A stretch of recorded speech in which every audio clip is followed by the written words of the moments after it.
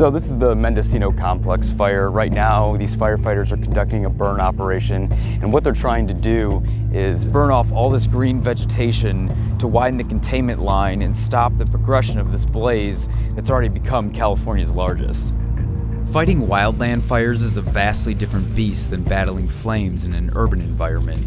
Both are highly dangerous and claim lives every year, but the techniques that the crews are using to attack California's largest fire often give the blaze a taste of its own destruction.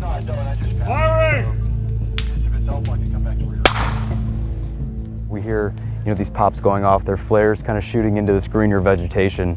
So what is that actually doing? So what we're doing is we're trying to remove the unburned fuel from the perimeter of the fire so that we can widen our containment lines. There is still some unburned fuel in the middle of the fire, and there's some active fire.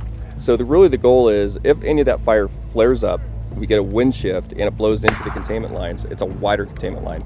It's less likely to then blow across and for us to lose containment of the fire. Strike teams like the one I met up with on the fire's southeastern front line use drip torches, hand-thrown and pistol-fired flares to intentionally ignite fires and burn off fuels that may have otherwise been used by the blaze they've been sent to attack. And while it may seem counterintuitive to fight fire with fire, it's just one of the many proven tactics that these wildland crews are using to keep flames from spreading. What's being done to stop these fires from progressing even farther than they are now? There's a strong aerial assault that is taking place, as well as a lot of line construction. Those are taking place to prevent the fire from spreading into the Snow Mountain wilderness, as well as the populated residential areas that are surrounding Clear Lake and the other areas of these fires. What does a line construction look like? What's actually being done? There's two primary methods. The first is bulldozing and creating fuel breaks, and the other is handline construction, which involves our firefighters using manual hand tools and creating a fuel break as well.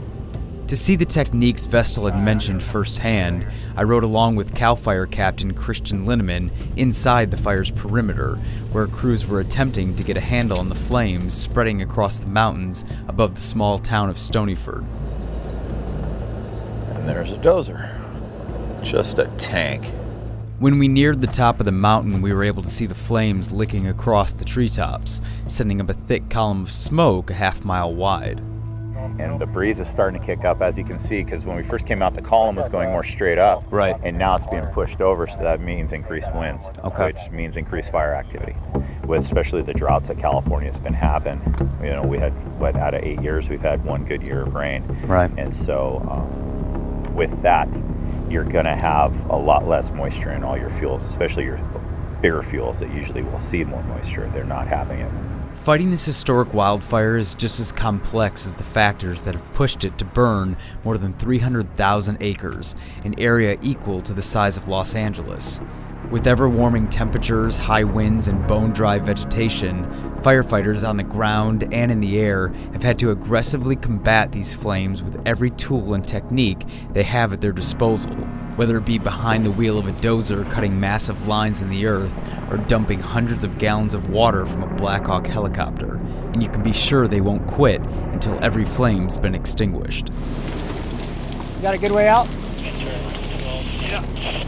Keep it going. Keep it going.